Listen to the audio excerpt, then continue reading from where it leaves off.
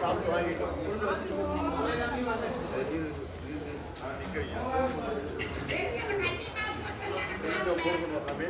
நீ கேட்குற item 3 item ஒரே அடியாக பிரிஞ்சு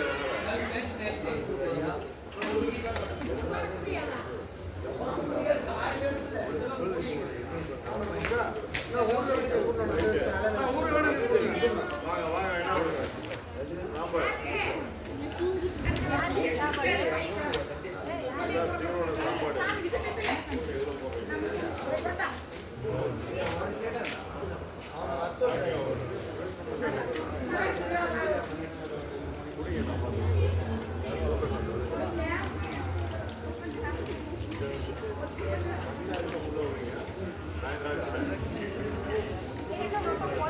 சாப்பிடலாம் வாங்க சாப்பிடலாம் வாங்க